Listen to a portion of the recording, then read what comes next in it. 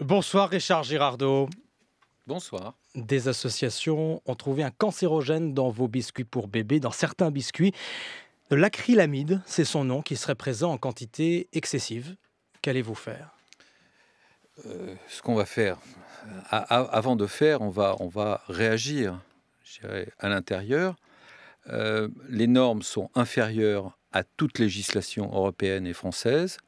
Si évidemment ces normes étaient supérieures aux normes européennes et françaises, on prendrait une décision et on n'aurait déjà pas le droit de continuer à la commercialiser par les autorités. Donc, on n'est pas au-dessus des normes. On est au-dessus des seuils de recommandation d'après, encore une fois, ces associations. Pas par rapport à la législation européenne. On parle des seuils de recommandation. De recommandation, mais pas d'interdiction. Je veux dire, l'acrylamide, pour la côtoyer professionnellement depuis de nombreuses années, elle est présente dans tous les végétaux. Et si on devait se limiter, on va dire, par rapport à l'acrylamide, si on devait prendre des décisions terribles ou formelles ou dures, on prendrait une décision très simple, c'est celle de supprimer les frites, supprimer tout féculent. Et donc, la décision... Ce qui est en cause, encore une fois, d'après ces analyses et d'après ces associations, c'est un niveau supérieur à ce qu'on trouve dans des paquets de biscuits pour bébés d'autres marques. Ça c'est ce qu'on va vouloir vérifier avec les lots. On a une traçabilité chez Nestlé qui est excessivement contraignante. Donc, on va reprendre le détail de les constats qu'ont fait ces associations et on va vérifier. Donc la première mesure qu'on est en train de prendre, c'est de vérifier les dires, les propos et ce qui semble être formel de leur part. Donc on va vérifier avec eux et je pense qu'on va réussir à échanger avec ces associations de façon professionnelle et on va tout vérifier. Encore une fois, nous ne sommes pas dans le cas d'une crise sanitaire.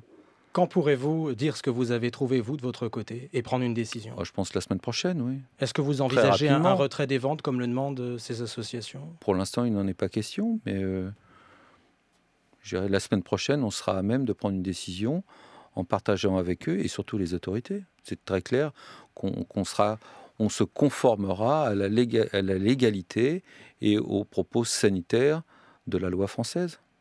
Nestlé vient de publier ses résultats annuels. Richard Girardot, votre chiffre d'affaires au niveau mondial dépasse les 80 milliards d'euros. Et pourtant, votre croissance ralentit. Comment l'expliquez-vous? Je pense qu'il y a un contexte global au niveau de la planète. Très clairement, il y a un ralentissement, on l'a vu dans la zone Asie en termes de consommation. Nous sommes fortement présents dans cette zone Asie. L'Europe de l'Ouest, effectivement, souffre aussi. Donc, on le ressent globalement dans nos chiffres, avec des disparités d'un pays à l'autre, c'est clair. Et en France, en particulier. Ceci dit, encore une fois, je tiens à insister sur le fait que nos chiffres, nos performances, notre croissance est supérieure à celle du marché et de nos principaux concurrents. Et en France en particulier, puisque vous êtes le PDG de Nestlé en France. Alors, si on vient plus spécifiquement sur la France, on a une croissance en volume et on a une très faible croissance en valeur, mais on a une très bonne croissance en volume. En ce moment, vous négociez, c'est toujours un moment important, vos tarifs avec la grande distribution. Comment ça se passe? Ça se passe dans le sens politiquement correct, on va dire que ça se passe normalement. C'est pas ça qui m'intéresse. Moi, ce qui m'intéresse, c'est comment vous voyez les choses et comment ça se passe. La difficulté en France, avec 4 acteurs distributeurs, 4 centrales qu'on a en face de nous, c'est qu'on se retrouve dans une position où on doit négocier de la déflation. Donc effectivement, la distribution met en avant le fait de défendre le pouvoir d'achat des Français, mais elle commence à mettre en péril les outils de production et surtout ceux qui travaillent sur ces outils de production.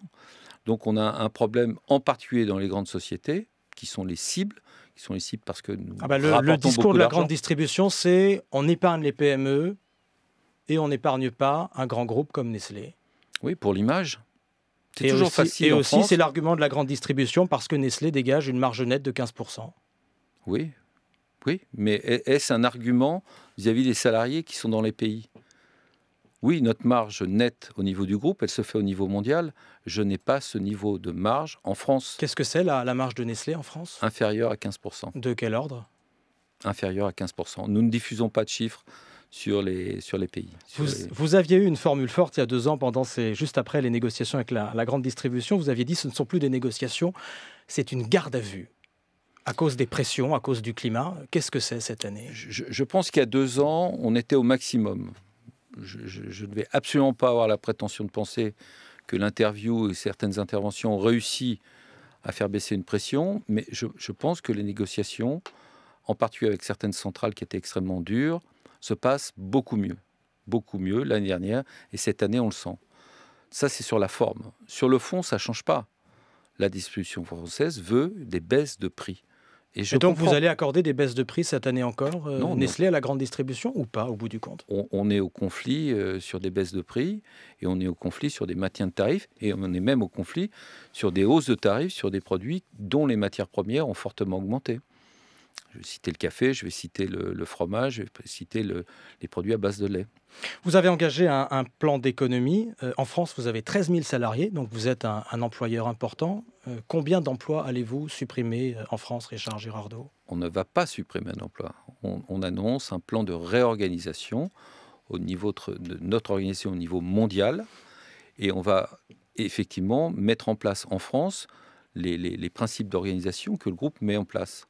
Donc, mais on ne va pas au-delà, et il n'y a pas pour l'instant, de prévision au niveau des salariés. C'est important, vous le disiez, parce que les syndicats redoutent des suppressions de postes chez Nestlé. Les syndicats, connaissant, et je suis sûr que vous connaissez bien le droit français, droit social français, nous ne pouvons pas entamer aucune démarche sans une concertation et sans une information. Mais ce n'est pas au programme, pour dire les choses simplement. On a commencé 2 réunions, l'une en juin 2016 et une autre en décembre 2017. On a commencé à aborder le sujet de cette réorganisation, de l'organisation en termes de col blanc. Aucune réorganisation, restructuration au niveau des cols bleus. Donc vous gardez vos 24 usines françaises, vous êtes très implanté encore une fois dans l'Hexagone. 22 exactement, mais 22 puisqu'on a passé une JV avec, dans la glace. Mais oui, on garde l'outil de production tel qu'il est. L'organisation ne touche que l'organisation col blanc sur la France, comme partout dans le monde. Richard Girardot, le PDG de Nestlé France, invité de l'interview Écho. Et pour revenir donc à ce dont on parlait au début de cet entretien, des analyses propres à Nestlé à venir sur ces biscuits pour bébés. Un mot encore, Richard Girardot. Des analyses partagées avec les associations qui ont découvert. Et on en parlera sur France Info, vous nous les donnerez. Merci Richard Girardot. Pas de problème. Merci.